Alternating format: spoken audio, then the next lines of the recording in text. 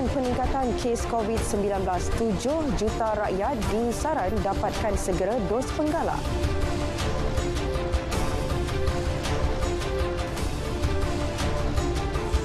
Ketirisan minyak bersubsidi, pasukan khas jihad tangani inflasi punyai bukti penyelewengan.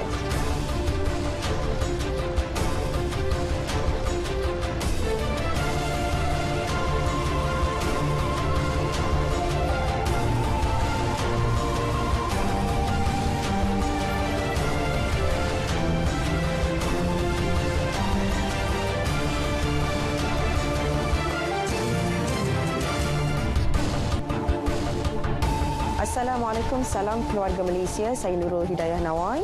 Berita Wilayah edisi Isnin 11 Julai 2022 membawakan laporan terkini dari seluruh negara. Lintas langsung dari Pahang, Sabah dan Sarawak mengisi paparan pada petang ini. Terus setia selama sejam bersama Berita Wilayah.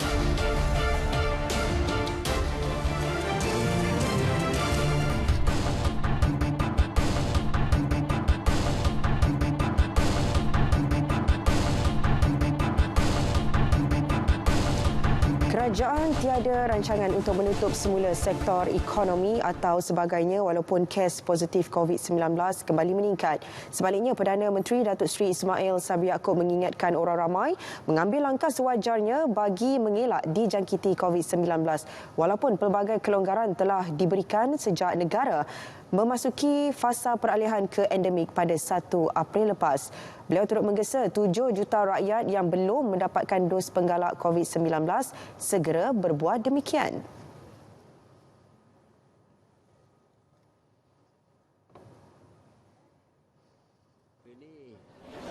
Kehidupan seperti biasa, tiada perancangan kerajaan untuk menutup sektor ekonomi dan sebagainya. Jadi kehidupan kita akan lalui seperti biasa, seperti yang ada pada hari ini. Cuma kitalah yang perlu mengambil tindakan untuk melindungi diri sendiri.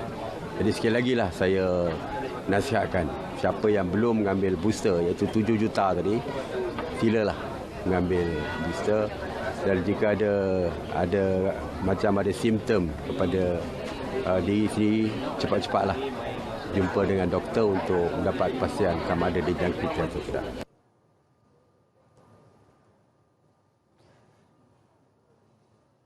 Jelas beliau walaupun suntikan itu tidak diwajibkan, namun ia amat penting memandangkan kes positif COVID-19 kembali menunjukkan peningkatan selain berdepan varian baharu Omicron BA5 yang lebih mudah menjangkiti. Datuk Seri Ismail Sabri ditemui media selepas menghadiri Majlis Korban Perdana Parlimen BERA 2022 di Masjid Darul Fikri. Sebanyak 79 ekor lembu korban diagihkan kepada semua kawasan dan jabatan kerajaan sekitar daerah BERA.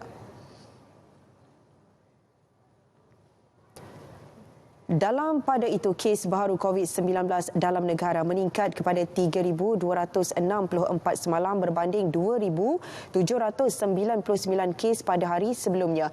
Jumlah kes-kes positif yang dipantau oleh Pusat Penilaian COVID-19 CAC juga meningkat sebanyak 27.8%. Ketua Pengarah Kesihatan Tan Sri Dr. Nur Hisham Abdullah dalam kenyataannya memaklumkan bilangan kes baharu yang menjalani pemantauan di rumah pula meningkat sebanyak 12.6%. Kes positif yang dirujuk ke PKRC dan hospital pula meningkat sebanyak 67.5%.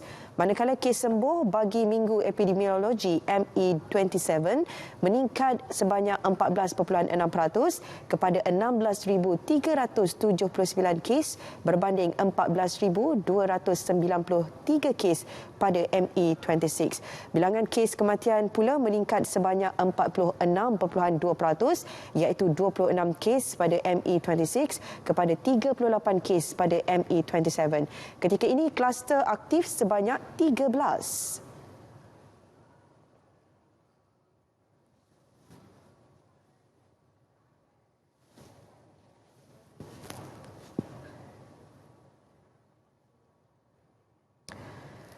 Tindakan tegas termasuk mengubah sistem bekalan akan diambil sekiranya masalah ketirisan minyak masak bersubsidi ke negara jiran terus berlaku. Menteri Komunikasi dan Multimedia Tan Sri Anwar Musa yang juga pengerusi pasukan khas Jihad Tangani Inflasi berkata, langkah tersebut antara yang dicadangkan selepas siasatan pasukan khas tersebut mendapat bukti yang cukup berkaitan dengan ketirisan minyak masak bersubsidi yang cukup besar ke negara jiran. Kita dah ada cukup maklumat, tindakan sudah pun diambil kepada beberapa, tapi ada lagi. Cuma nasihat kita tolong berhentikan, sebab kalau sistem yang ada sekarang ini tidak juga dapat diperbaiki, saya akan mempertimbangkan merombak keseluruhan sistem bekalan minyak bersubsidi. Dan dia mungkin akan menjejaskan peluang perniagaan bagi setengah orang. Tapi kita tidak boleh mengutamakan beberapa peniaga, tapi kena mengutamakan rakyat. Jelas Tan Sri Anwar, ketirisan yang berlaku menyebabkan pekan-pekan di negara jiran itu tidak putus bekalan minyak masak bersubsidi. Namun ia dijual pada harga antara 7 hingga 8 ringgit sekilogram. Berkatun-katun dalam box, artinya bukan penyelundup kecil. Kalau dia datang dalam bentuk box yang belum buka lagi, artinya dia datang direct daripada kilang-kilang yang membuat packaging. Kita juga sudah membuat penyiasatan dan mendapati ada keterlibatan pihak-pihak tertentu. Jadi saya tak boleh mengumumkan di sini apa yang kita lakukan, cuma saya nak katakan kita sedang bekerja keras. Jangan mereka rasakan mereka boleh terlepas.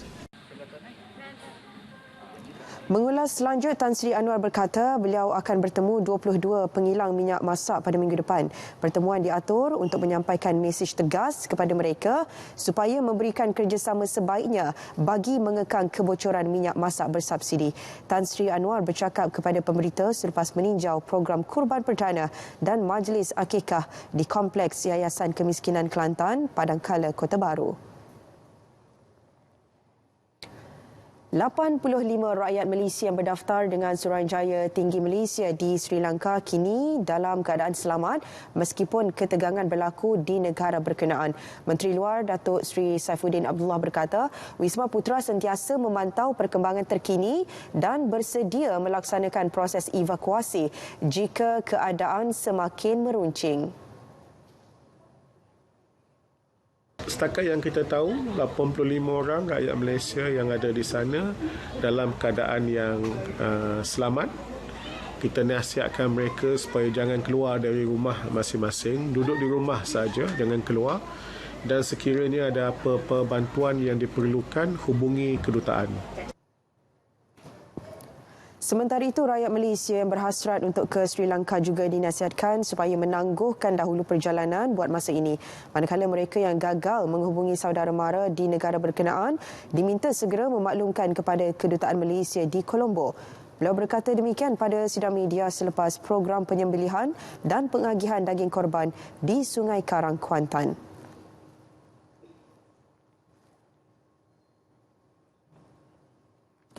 Baik saudara, hampir ke penghujung cuti sempena Hari Raya Aidiladha.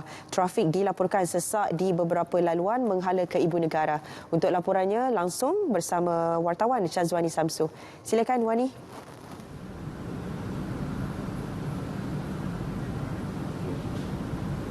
Ya dia, terdapat kesesakan dilaporkan di beberapa laluan menghala ke ibu negara baik dari selatan, utara maupun timur tanah air, dan kesesakan ini dilaporkan bermula sejak 3.45 petang tadi dan ia mungkin didorong oleh ramai yang memulakan pemanduan kembali ke ibu negara selepas beraya di kampung. Baik, untuk perinciannya kita terus saja ke paparan kamera litar tertutup di laluan utara tanah air menghala ke ibu negara. Kita mulakan di laluan Gua Tempurung kilometer 305.4. Trafik kelihatan lancar di situ, baik di laluan sebelah kiri maupun sebelah kanan. Namun terdapat sedikit penambahan jumlah kenderaan di laluan sebelah kiri menghala ke ibu negara. Namun keadaan masih lancar. Seterusnya kita beralih ke laluan Bidur di kilometer 339.9. Trafik menghala ke ibu negara kelihatan padat dan bergerak perlahan di situ. Bagaimanapun trafik ke laluan laluan utara lancar. Seterusnya kita beralih ke selatan tanah air di mana korang dapat lihat di Pedas Selinggi terdapat kesesakan dilaporkan sepanjang 25 km bermula dari Lebai Pedas Selinggi menghala ke Port Dickson di mana korang dapat lihat terdapat kemalangan kecil berlaku, namun trafik masih bergerak walaupun dalam keadaan sedikit perlahan. Seterusnya kita beralih ke laluan Port Dickson di kilometer 259.5. Trafik menghala ke Ibu Negara jelas agak sesak di situ, didorong oleh peningkatan jumlah kenderaan pada petang ini. Dan untuk pengetahuan juga, Port Dickson laluan ini merupakan salah satu lokasi hotspot di mana PLAS mengaktifkan Smart Lane di lokasi kilometer 260 hingga 263.1 di sini bagi mengurangkan kesesakan di laluan tersebut. Seterusnya kita beralih ke laluan Bentong kilometer 61.8. Trafik bergerak perlahan didorong oleh peningkatan jumlah kenderaan pada petang ini. Dan seterusnya kita terus ke Gombak, iaitu trafik di sini juga bergerak perlahan dan tiada kemalangan dilaporkan di situ. Baik saudara, peningkatan jumlah kenderaan ini dijangka akan berterusan sehinggalah malam nanti. Justru para pemandu yang mungkin bakal memulakan perjalanan pada malam nanti disyarat untuk mematuhi jadual cadangan waktu perjalanan yang telah ditetapkan bagi menjamin perjalanan yang lebih lancar. Baik, bagi warga Pantai Timur yang bakal memulakan perjalanan pulang ke ibu kota pada petang ini, terus saja bersama dengan rakan setugas saya yang Nurul Asmawati yang sudah pun bersedia di Plaza Tol Gombak. Silakan Nurul. Baik, terima kasih Wani. Seperti yang dapat kita saksikan sendiri, aliran trafik di Plaza Tol Gombak ini masih sesak dengan kenderaan yang bertali arus. Khususnya yang laluan menghala ke ibu kota, namun alirannya masih terkawal. Secara keseluruhannya, sejak pagi tadi lebih 28,000 kenderaan menghala masuk ke Kuala Lumpur dari Tol Gombak. Begitu juga kenderaan yang masuk ke Lebuhraya Pantai Timur 1 LPT1. Dan difahamkan lebih 63,000 kenderaan dianggarkan telah melalui Lebuhraya KL Karak KLK sejak 6 pagi hingga waktu ini. Manakala bagi LPT1, anggaran kenderaan yang melaluinya mencecah lebih 28,000. Aliran trafik KLK secara keseluruhannya sesak berikutan pertambahan kenderaan dari semasa ke semasa. Sehubungan itu, Anir Berhad dan Lembaga Lebuhraya Malaysia menasihati serta menggalakkan semua pengguna Lebuhraya KL Karak menggunakan mod bayaran Touch and Go atau Smart Tag bermula semalam hingga ke hari ini 11 Julai 2022. Juga bagi membolehkan pengguna yang menuju ke Ampang dan MRR2 kekal menggunakan lorong kiri sebelum dan selepas Plaza Tol Gombak. Pengguna yang menuju ke Batu Caves dan Kuala Lumpur pula dinasihati kekal menggunakan lorong kanan sebelum dan selepas Plaza Tol Gombak. Pengaktifan penyaluran trafik ini disyorkan bagi mengurangkan kesesakan di Plaza Tol ini. Baik dia, walaupun hujan renyai turun sekejap-sekejap sejak awal 4 petang tadi, kami akan bawakan sekali lagi perkembangan aliran trafik di sini menerusi berita perdana 8 malam nanti. Setakat ini dahulu perkembangan di Plaza Tol Gombak. Kembali kepada Diana Wai di Angkasa Puri. Baik, terima kasih Syazwani dan juga Nurul untuk laporan keadaan trafik semasa. Baik saudara, keadaan trafik di hentian rehat dan rawat Gambang berlaku peningkatan bagi pengguna dari negeri-negeri Pantai Timur yang menuju ke Kuala Lumpur melalui Lebuhraya Pantai Timur LPT1.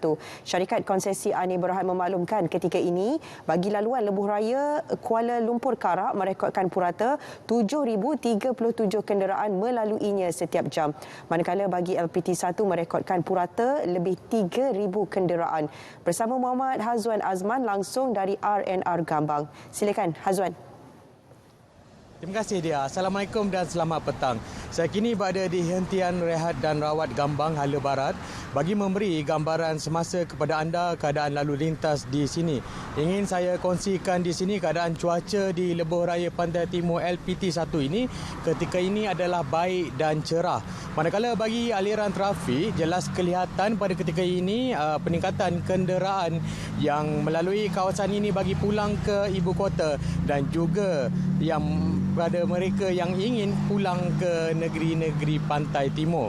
Selain itu, terdapat juga peningkatan kenderaan yang masuk ke hentian rehat dan rawat Gambang ini di mana pengguna menggunakan kemudahan yang ada seperti untuk makan, solat ke tandas dan juga bagi mengisi minyak kenderaan sebelum memulakan kembali perjalanan masing-masing.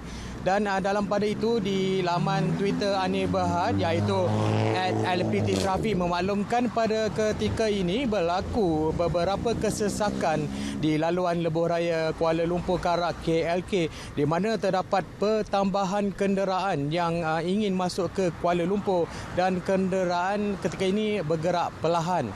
Setakat ini juga Anir Berhad telah memaklumkan telah merekodkan sebanyak 63,336 kenderaan melalui lebuh raya Kuala Lumpur Karak dengan purata 7,000 kenderaan pada setiap jam melalui lebuh raya tersebut. Manakala bagi laluan di lebuh raya LPT1, setakat ini telah merekodkan hampir 29,000 kenderaan yang keluar dan masuk dengan purata lebih 3,000 kenderaan bagi setiap jam.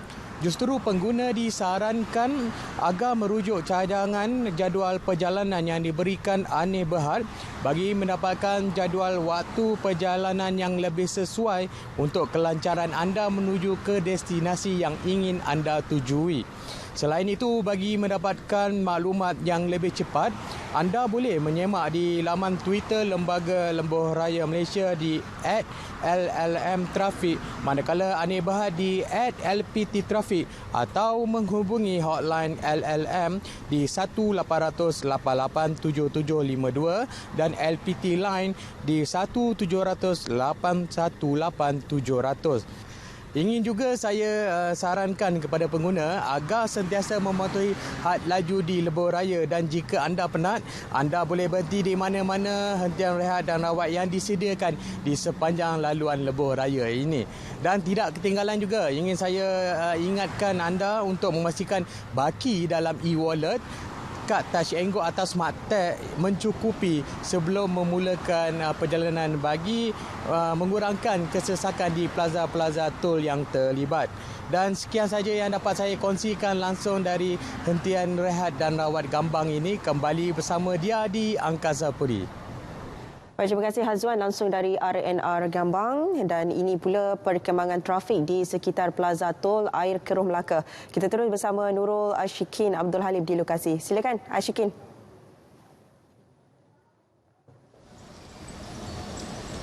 Silakan. Ya, Ashikin, teruskan. Baik Nurul, terima kasih. Berita langsung bersama saya Nurul Ashikin Abdul Halim dari Plaza Tol Air Keruh Melaka. Dan Melaka pastinya antara negeri yang menjadi tumpuan apabila tibanya musim perayaan, iaitu sama ada anak rantau pulang ke kampung atau orang ramai yang menggunakan peluang hari cuti untuk bercuti di negeri ini. Dan ketika ini saya berada di Plaza Tol Air Keruh bagi meninjau sendiri keadaan trafik atau lalu lintas di tol ini, iaitu dari arah untuk masuk ke lebuh raya. Dan saya difahamkan oleh pihak PLAS untuk laluan masuk ke lebuh raya di Plaza Tol Air Keruh ini telah berlaku sedikit kesesakan, iaitu di lorong Touch 'n Go dan juga di lorong kelas campuran yang mana berlaku pertambahan sedikit kenderaan namun tidak terlalu padat, manakala di lorong RFID dan juga di lorong Smart Tag masih lancar. Dan untuk itu pihak PLAS juga mengambil inisiatif dengan membuka ke semua 7 tol untuk masuk ke lebuh raya menghala ke Kuala Lumpur dan juga Johor Bahru. Dan kalau boleh saya kongsikan sedikit berdasarkan info daripada Lembaga Lebuh Raya Malaysia sejak kira-kira pukul 3 petang tadi sehingga kini trafik masih lagi perlahan dari arah utara, iaitu dari Simpang 4 ke Pedas Linggi dan juga di restoran Jejantas Air Keruh ke Simpang 4 serta di RNR Pagoh ke Bukit Gambir. Dan kalau saya boleh kongsikan juga berdasarkan info Traffic Plus pada jam 4.29 petang tadi terdapat insiden kebakaran trailer di kilometer 214.0 arah utara dari Air Keruh ke Simpang 4 yang turut menyebabkan trafik perlahan. Bagaimanapun tiada lorong terhalang dan pengguna dinasihat untuk mengawasi jarak kenderaan di sepanjang laluan. Apapun pengguna disaran untuk mendapatkan maklumat terkini keadaan trafik di sepanjang lebuh raya melalui aplikasi Plus Chatbot Puteri papan tanda mesej elektronik VMS di sepanjang lebuh raya ataupun pengumuman trafik semasa melalui stesen radio. Dan kepada anda yang mungkin baru memulakan perjalanan untuk pulang ke ibu kota, pastikan baki Tashengo, e-dompet untuk RFID dan juga smart tag anda mencukupi untuk melancarkan perjalanan anda. Berhati-hati sepanjang perjalanan dan semoga anda selamat sampai ke destinasi. Sekian laporan saya, kembali ke Angkasa Puri. Baik, terima kasih Hashikin. Langsung dari Plaza Tol Air Keruh beralih ke selatan tanah air. Aliran trafik di kedua-dua arah Lebuh Raya Plus dilihat lancar menjelang penghujung cuti Aidiladha. Laporan lanjut, kita bersama wartawan Erwin Zaid di lokasi. Erwin, silakan.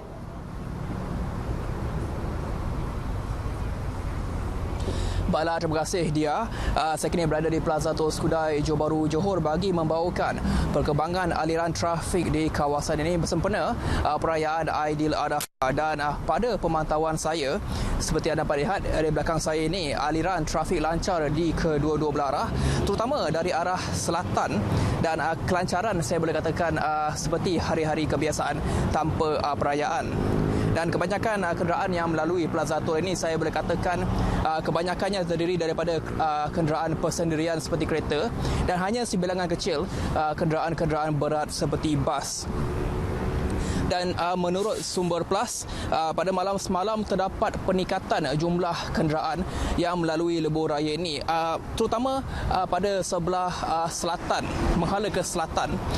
Jumlah kenderaan yang lebih daripada biasa, dan juga ini menunjukkan rata-rata pengguna jalan raya telah pulang ke bandar ataupun telah pulang ke destinasi masing-masing pada sebelah malam semalam menjelang penghujung cuti Aidiladha.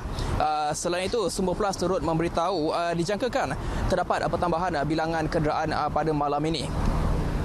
Dan sepanjang musim Aidiladha ini, pelbagai agensi telah menjalankan kerja-kerja penguatkuasaan bagi memastikan keselamatan pengguna jalan raya terjamin.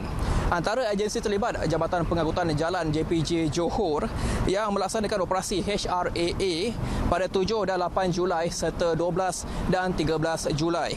Dan untuk mengetahui dengan lebih lanjut, kita bersama dengan Timbalan Pengarah JPJ Johor, Muhammad Eder Sanib. Jadi Tuan, terima kasih. Jadi Tuan boleh ceritakan strategi penguatkuasaan dijalankan sepanjang operasi. Okey, terima kasih. Assalamualaikum tuan-tuan dan puan-puan. JPJ pada kali ini akan melaksanakan operasi khas HRAA bagi tahun 2022 yang mana kita meletakkan 4 strategi kita. Yang pertama adalah aspek evakuasi terhadap pemeriksaan bas-bas di semua terminal-terminal di seluruh negara. Bagi konteks Johor, kita ada 2 terminal yang besar di sini, iaitu terminal Bas Lakin dan di Bentayan Muar. Okey, selain itu strategi yang kedua adalah kita aspek perondaan di seluruh lebuh raya utama. Dan ketiganya aspek penyamaran terhadap bas-bas ekspres yang akan berjalan di sepanjang hari raya ini. Jadi Tuan, menyentuh tentang kaedah penyamaran sebagai penumpang bas, berapa banyak operasi penyamaran yang dijalankan? Okey, bagi aspek penyamaran, kita menetapkan sebanyak 4 pasukan yang terlibat dalam aspek penyamaran, di mana melibatkan perjalanan jarak pendek dan jarak jauh, yang mana pegawai kita akan ditempatkan di dalam bas itu sendiri. Dia akan merekod sepanjang perjalanan bagi mengesan apa juga kesalahan yang dilakukan oleh pemandu, dan di sepanjang pemanduan itu sekiranya ada kesalahan, tindakan serta-merta selepas turun daripada tamat perjalanan, tindakan serta-merta akan dikeluarkan kepada pemandu, iaitu saman secara serta-merta. Tuan, sepanjang operasi dijalankan, berapa banyak tindakan telah diambil?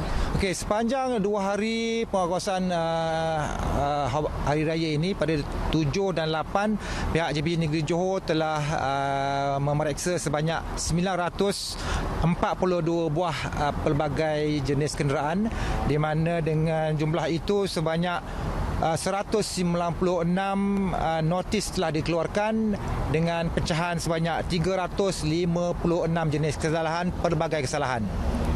Ya Tuan, kebanyakan kesalahan terdiri daripada kesalahan apa dan melibatkan kebanyakannya kenderaan apa ya Tuan? Okey, bagi kesalahan yang sepanjang 2 hari ini kesan adalah melibatkan pelaksanaan pemandu bermaksud tiada lesen memandu dan tiada cukai jalan, tiada perlindungan insurans. Okey, kebanyakan adalah orang kata pada kenderaan motosikal dan sebahagian adalah kenderaan sendirian. Okay, terima kasih Tuan Eder selaku Timbalan Pengarah JPJ Johor. Baik, terima kasih. Sekian saja laporan saya dari Plaza Tos Kudai Johor Bahru Johor. Kembali semula ke studio. Baik, terima kasih Irwin langsung untuk laporan di selatan tanah air. Sebelum kita ke berita selanjutnya, kita ikuti laporan cuaca oleh Met Malaysia bersama pegawainya Nur Shazlinda Hanif. Assalamualaikum dan salam sejahtera. Kita mulakan laporan cuaca pada hari ini dengan melihat paparan carta angin. Pada ketika ini, rantau negara menerima angin dominan daripada arah barat dengan kelajuan angin boleh mencecah sehingga 60 km sejam, manakala ketinggian ombak pula boleh mencapai sehingga lebih daripada 4.5 meter. Hal ini berkaitan dengan terdapatnya sistem tekanan rendah di Laut Cina Selatan pada waktu ini. Dan oleh itu Met Malaysia telah pun mengemas kini amaran angin kencang dan juga laut bergelora bagi kategori pertama, kedua dan juga ketiga, iaitu melibatkan kawasan perairan yang telah ditandakan dengan warna kuning, jingga dan juga merah, terutamanya bagi kategori ketiga iaitu kawasan perkapalan Phuket, Samoy, Condor, Reef North, Layan-Layan dan juga Palawan. Amaran ini berkuat kuasa sehingga 15 Julai 2022. Harus diingatkan kepada orang ramai bahawa keadaan ini sangat berbahaya bagi kesemua aktiviti laut, terutamanya bot-bot kecil, feri dan juga sebarang aktiviti perkapalan. Juga turut berbahaya kepada semua yang tinggal di kawasan pesisir pantai. Baiklah, seterusnya kita lihat pula kepada paparan gema radar pada ketika ini. Dilihat keadaan cuaca yang agak cerah di hampir keseluruhan negeri di Semenanjung Malaysia. Namun demikian, hujan turut dilihat di 1-2 tempat melibatkan kawasan di sekitar negeri Kedah, Pulau Pinang, Perak dan juga Kelantan.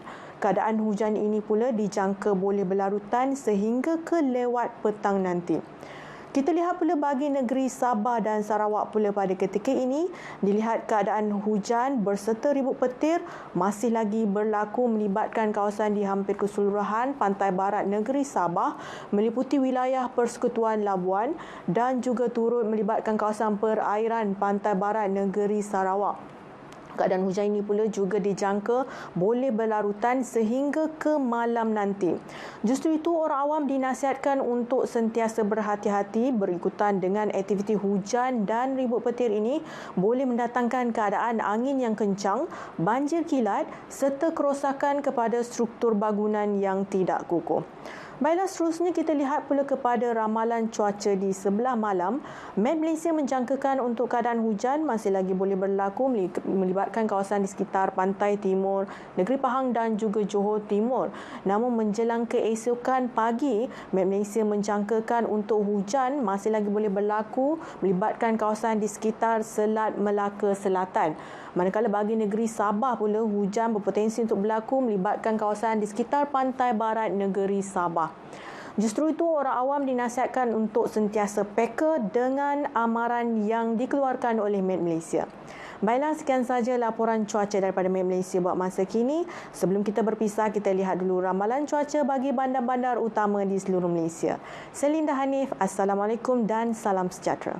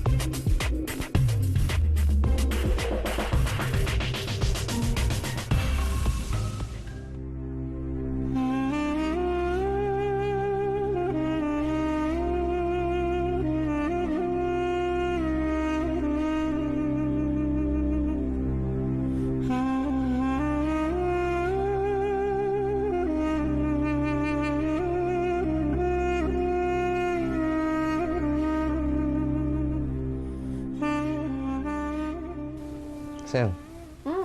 Abang ingat tahun ni nak buat korban lah. Maksud abang? Nak korbankan si kambing si adik tu, si apa, comel tu. Untuk Raya Haji tahun ni. Faham.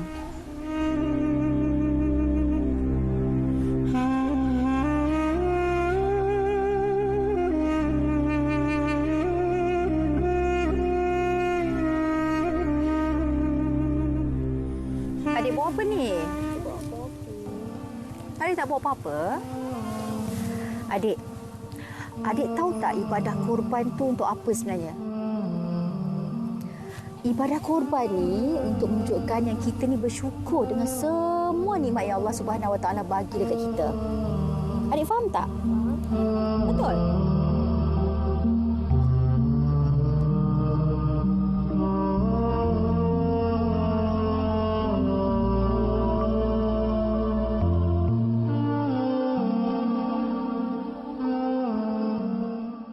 Adik. Ayah, kalau buat baik, mesti kena ikhlas kan? Betul lah apa yang kita buat, kena ikhlas. Allahu Akbar. Allahu Akbar. Allahu Akbar. La ilaha illallah wallahu akbar. Allahu akbar walillahil hamd.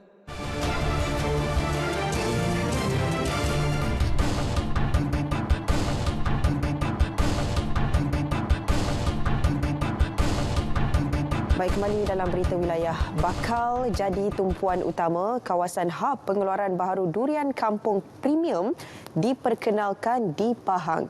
Langsung dari RTM Kuantan, kita bersama-sama Rozi Hanis Abdul Rahman. Silakan, Rozi. Ya, betul tu. Mukim Ulu Jeka khususnya Damak Cerantut akan dijadikan sebagai hub pengeluaran durian kampung premium di negeri ini. Ia bersesuaian dengan kepelbagaian durian kampung bermutu tinggi yang dihasilkan di kawasan berkenaan. Esko Hal Ehwal Felda Koperasi Usahawan dan Hal Ehwal Pengguna Negeri Datuk Nazri Ngah berkata, durian kampung premium itu juga akan dipromosikan bagi tujuan pasaran ekspor seperti mana durian jenis Musang King dan durian berserah. Dan 2-3 orang esko 2-3 tahun sudah pernah pergi ke Nanning negeri China untuk memperkenalkan durian Musang King Rauk Bentong, durian kampung daripada berserah.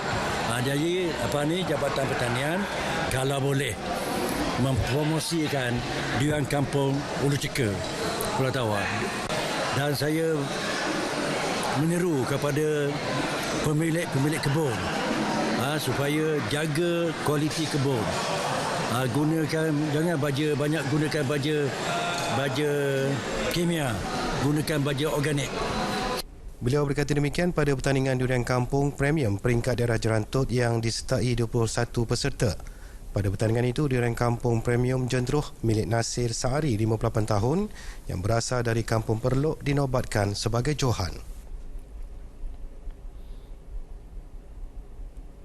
Sekumpulan pelajar dari Pengajian Teknologi Kimpalan Institut Kemahiran MARA IKM Tan Sri Yahya Ahmad di Pekan Pahang berjaya mereka cipta perangkap tikus yang murah dan sesuai digunakan di sawah padi. Idea datang selepas mendapati kebanyakan pesawah padi di Pekan menggunakan kaedah tidak mesra alam dengan penggunaan racun untuk mengurangkan masalah tikus.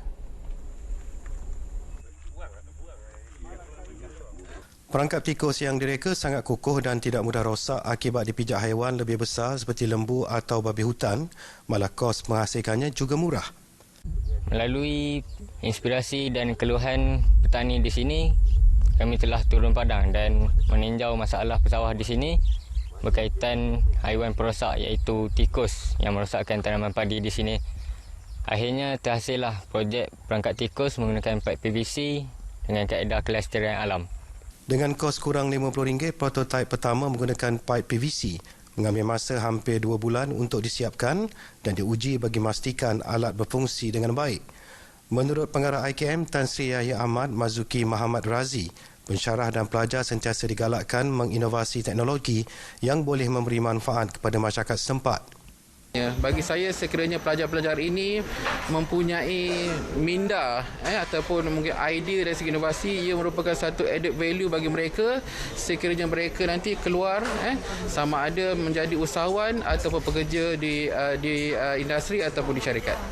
Sementara itu, seorang pesawah padi Syekh Abdul Rahim Syekh Muhammad memuji bakat pelajar yang berjaya menghasilkan perangkap tersebut.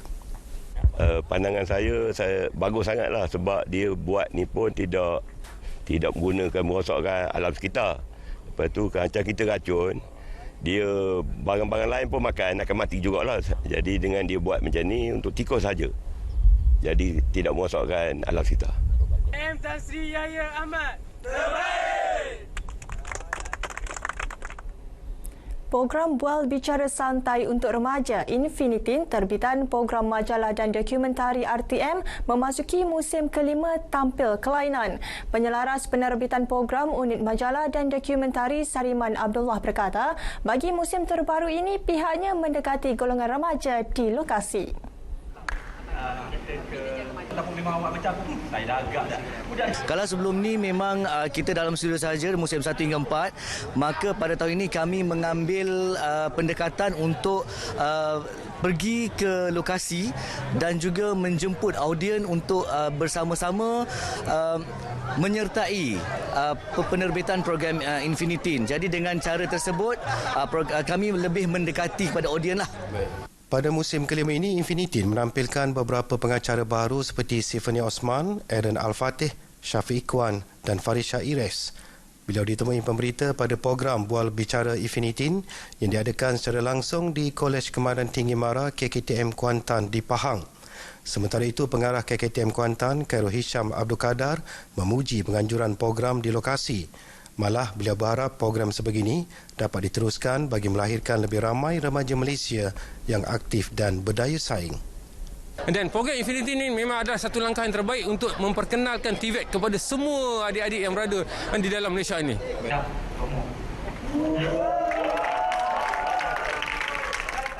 Laporan tadi mengakhiri berita setempat dari negeri Pahang. Selamat Hari Raya Aidiladha. Assalamualaikum dan jumpa lagi.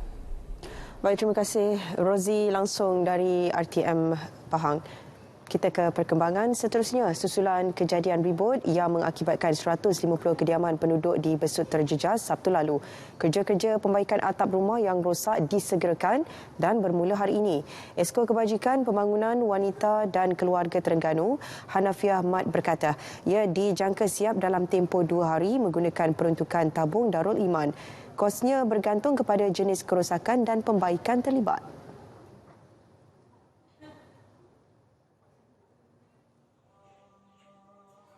Dan insya-Allah tabung Darul Iman insya-Allah akan membayar semua tuntutan yang dibuat oleh Dun Kuala Besut.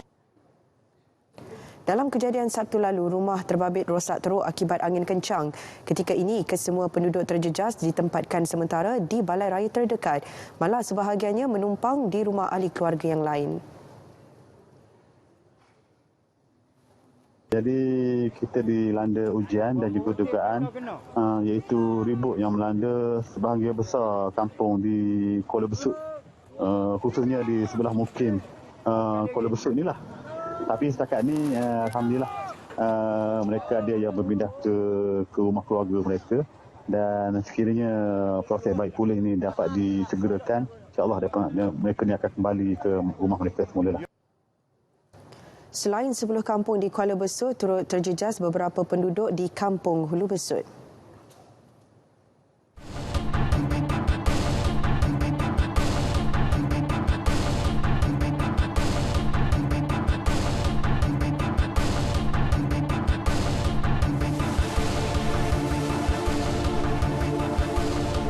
Perkembangan dari Sabah, antara fokus hayati ibadah korban mampu tingkatkan ketakwaan kepada Allah Subhanahu Wa Taala. Terus ke studio RTM Kota Kinabalu bersama Muhammad Dia Sahlan. Silakan Dia. Baik dia, selepas 7 jam dilaporkan hilang dan dikuatiri lemas di Sungai Tawau, seorang kanak-kanak lelaki OKU berumur 7 tahun selamat ditemui penduduk kampung di tepi hutan Kampung Jawa Lanut Tawau kira-kira 7 malam tadi. Ketika ditemui, kanak-kanak tersebut berada dalam keadaan baik dan tidak mengalami sebarang kecederaan. Syukur Alhamdulillah, budak tersebut telah ditemui pada jam 7 malam, berhampiran sebuah hutan di mana di atas batu sedang duduk menangislah, dijumpai pada jam tersebut. Tidak ada sebarang kecederaan yang kita dapati pada budak itu, cuma ialah kan dari jam 12 budak tersebut dalam keadaan lesu lah. Saya ingin meluahkan rasa syukurlah anak saya sudah dijumpai kan, dan terima kasih pada pasukan bomba dan penyelamat, juga PDRM, Polis Diraja Malaysia. Terima kasih. Anak saya tadi hilang jam 12.30 dan dijumpai penduduk kampung. Dalam kejadian semalam, mangsa Muhammad Fakri Zafrah Afandi Muhammad Maulidin 7 tahun disedari hilang kira-kira pukul 12.30 hari. Sementara itu, operasi mencari seorang lagi kanak-kanak perempuan berusia 18 bulan yang dikuatiri sesat di hutan atau jatuh ke dalam sungai di Kampung Saliwangan Baru, Batu 66 Beaufort masih belum menemui mangsa. Mangsa Judy Angel Jeremy dilihat memakai baju berwarna putih dengan lambang animasi kartun dan berseluar warna biru tua sebelum dilaporkan hilang.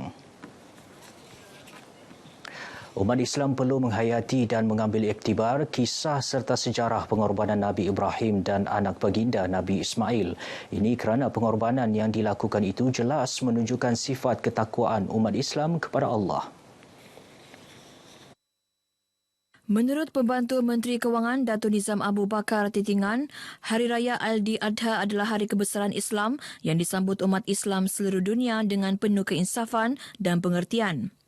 Kita mengharap agar setiap umat Islam dapat menghayati sejarah perjuangan dan juga sejarah pengorbanan yang telah dilakukan oleh Nabi Ibrahim AS bersama Nabi Ismail, anak beliau, dalam menunaikan arahan dan perintah Allah Subhanahu Wa Taala dalam untuk menyembelih atau mengorbankan anaknya sendiri. Datuk Nizam berkata demikian kepada RTM dalam majlis korban di Kampung Titingan Tawau.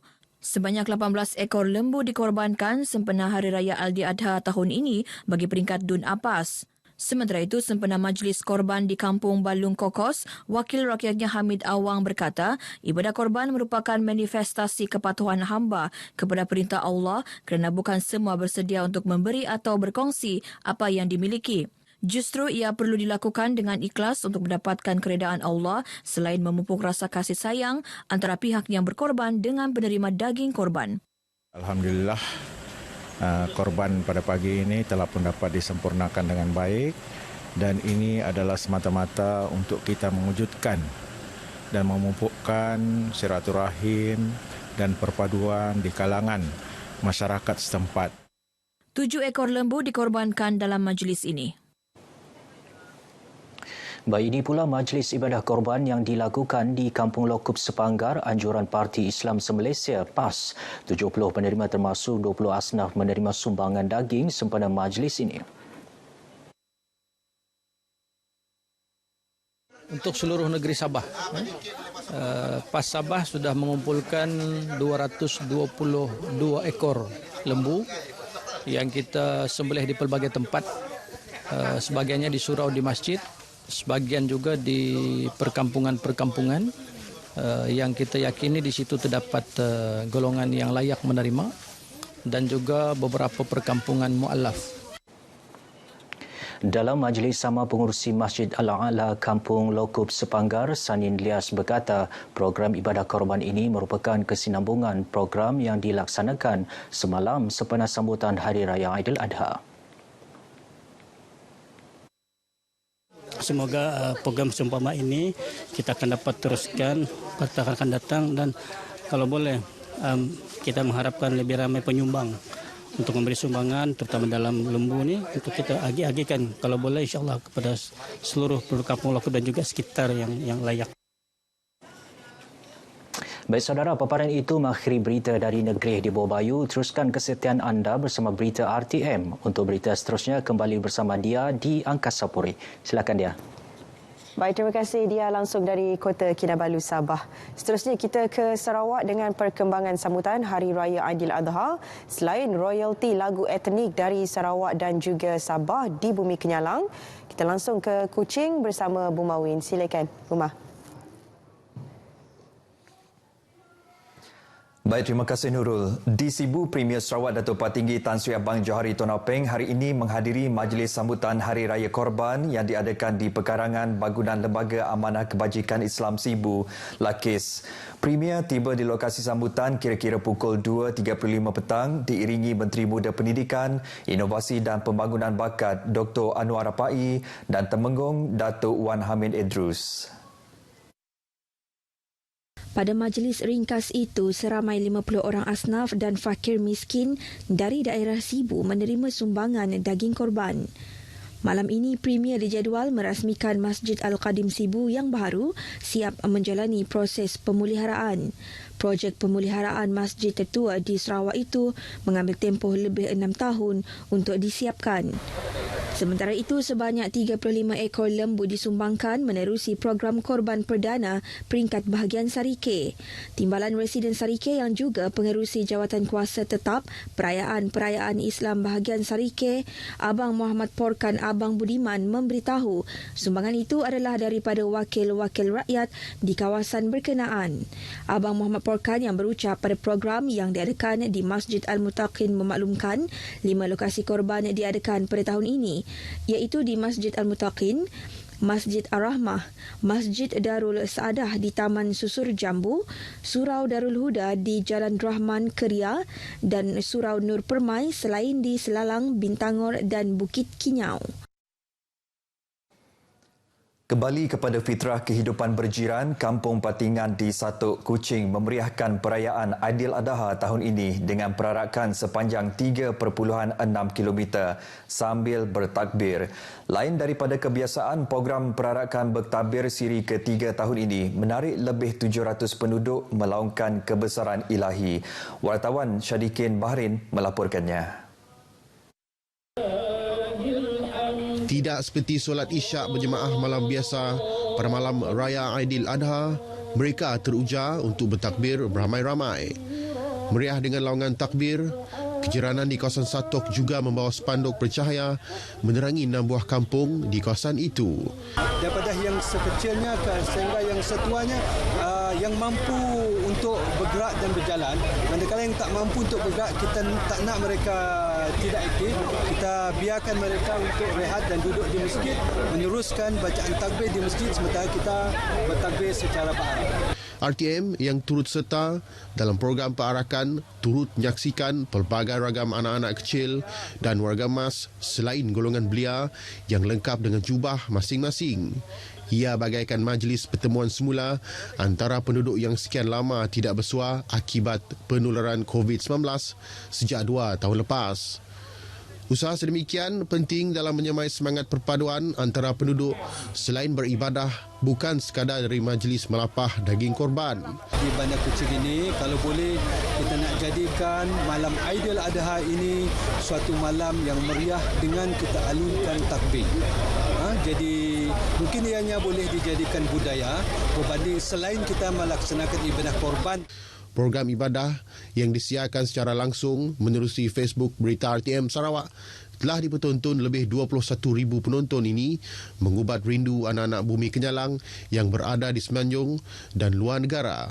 Inilah keunikan rakyat Sarawak dalam menyambut perayaan sentiasa memukau. Syadikin Bahrin, RTM.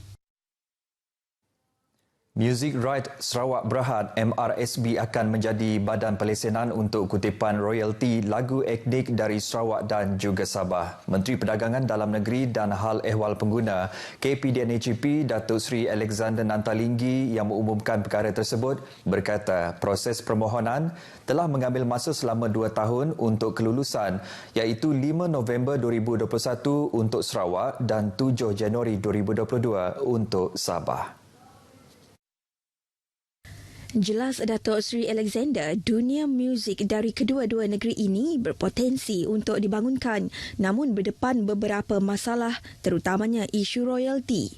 Ini kerana katanya badan kutipan royalti sedia ada di peringkat kebangsaan sebelum ini tidak berkesan dan tidak memberi manfaat untuk penggiat seni muzik etnik. Dengan kelulusan dan penubuhan badan tersebut, beliau berharap penggiat industri kreatif, terutamanya artis-artis lagu etnik di Sarawak, memperoleh manfaat daripadanya. Beliau berkata demikian pada majlis makan malam pengumpulan dana Persatuan Armada Anak Seni Sarawak, ARAS, Anjuran Music Right MRSB di Kuching. Pada majlis tersebut, Datuk Seri Alexander turut mengumumkan geran RM20,000 untuk Persatuan ARAS. Turut berlangsung ialah majlis menandatangani Memorandum Persefahaman MOU penubuhan yang menyaksikan pertukaran dokumen antara Sarawak Digital Economy Corporation dan MRSB yang telah didaftarkan di bawah Perbadanan Harta Intelek Malaysia. MRSB kini menerima sebanyak 900 permohonan ahli MRSB secara dalam talian dengan 22 syarikat rakaman tempatan berminat menjadi penerbit. Baik saudara, sekian berita dari Sarawak. Salam Aidiladha dan salam keluarga Malaysia. Kita kembali bersama Nurul di Angkasa Puri. Silakan Nurul. Baik, terima kasih Buma langsung dari Kuching, Sarawak.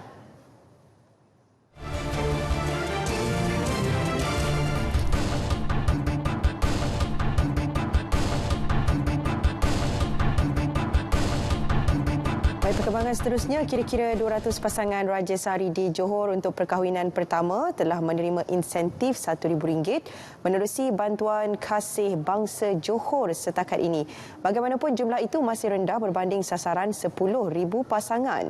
Esko Hal Ehwal Agama Islam Johor Muhammad Farid Muhammad Khalid berkata peruntukan RM6 juta kepada pasangan beragama Islam manakala RM4 juta bagi pasangan bukan beragama Islam. Syaratnya pasangan perlu menepati beberapa kriteria.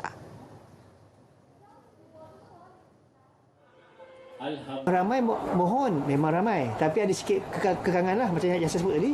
Ada yang pendapatannya lebih RM5,000 tak dapat kita proses lah. Yang mana umurnya terlebih pula 40 tahun walaupun mereka belum kahwin, itu pun tak dapat kita proses sebab memang kita nak bantu orang muda Johor kita.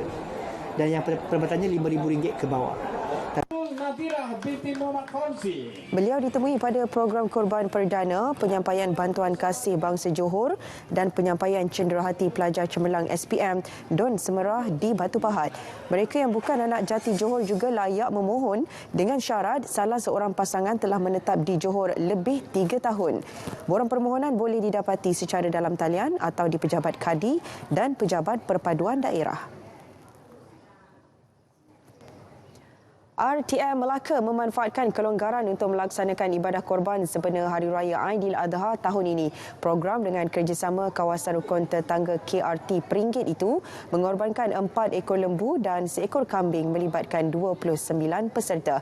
Pengarah RTM Melaka Muhammad Yusni Muhammad Ali berkata, program korban berkelompok ini mampu mengeratkan ukhuwah dengan masyarakat setempat.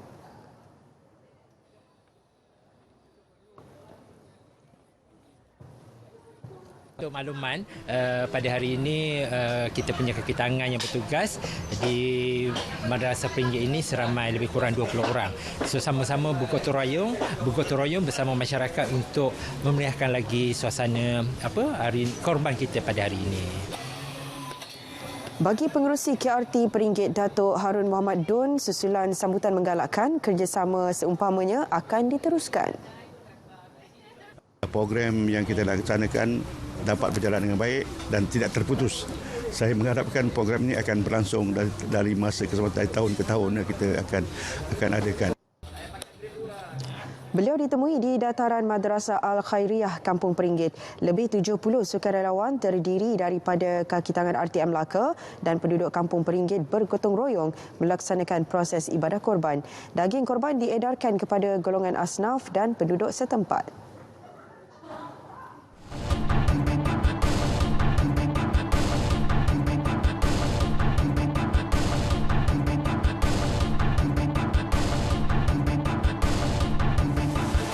Membeli dan dan memiliki kediaman sendiri. Orang ramai khususnya golongan B40, M40, golongan muda serta pembeli rumah pertama boleh mengintai peluang melalui Karnival Jom Beli Rumah 2022. Dapat kita kata semarakkan atau dapat kita cuba buka ruang lantai seluas-luasnya untuk rakyat Malaysia yang setelah melalui proses pemulihan, setelah kita keluar daripada MCO dan setelah kita mula merasakan pergerakan-pergerakan ekonomi, agar pemilikan perumahan ini dapat mendapat sambutan daripada kalangan pihak pembeli. Saya punya target adalah lebih kepada pembeli-pembeli kali pertama, sama ada B40 atau M40. Umat Islam yang mampu disaran melaksanakan ibadah korban sebagai tanda kesyukuran kepada Allah Subhanahu Wa Taala, terutamanya selepas diuji dengan pelbagai dugaan termasuk pandemik COVID-19 yang menghadkan segala aktiviti sejak 2 tahun lalu. Penceramah rancangan Ad-Din Langkawi FM, Ustaz Muhammad Zahir Saad berkata, sejajar tuntutan agama, kelonggaran menjalankan ibadah tersebut perlu digunakan dengan sebaik-baiknya.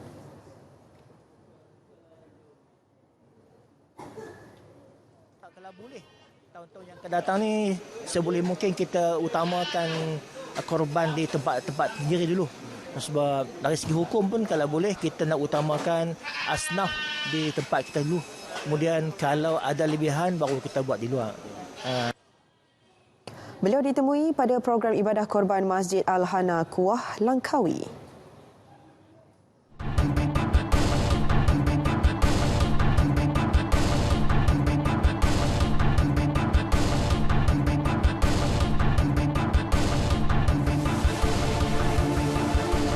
Saudara, sedikit perkembangan sukan. Prestasi pemain beregu lelaki negara mampu dipertingkatkan sekiranya mendapat bimbingan dan rakan sepelatih yang lebih senior serta berpengalaman daripada mereka. Itu pandangan legenda badminton Malaysia Datuk Razif Siddiq mengenai cara untuk menyelesaikan masalah kemerosotan prestasi pemain beregu negara ketika ini. Menurut Datuk Razif, rakan sepelatih atau sparring yang lebih berpengalaman amat penting bagi membantu perkembangan taktikal dan peningkatan kualiti seseorang pemain badminton. Tambahnya, situasi yang dialami gandingan negara ketika ini amat berbeza dengan zamannya suatu ketika dahulu yang memiliki ramai pemain senior ketika berlatih dalam skuad kebangsaan. Ketika ini, dua beregu lelaki negara Aaron Chia dan Soh Wo Yik serta Go Zefei Nur Izzuddin Rumsani adalah antara pasangan yang berpotensi tinggi memberi cabaran kompetitif di peringkat dunia. Mengikut ranking semasa, Aaron Wo Yik kekal gandingan lelaki nombor 1 Malaysia dengan menduduki tempat ke-6 terbaik dunia, diikuti pasangan profesional Ong Yusin Teo Yi ranking ke-10 dan Zefei Izzuddin ranking ke-12. Kesemua pemain beregu negara sebelum ini gagal menyerlah di Terbuka Malaysia dan Masters Malaysia dengan pencapaian terbaik hanya sekadar mara ke separuh akhir.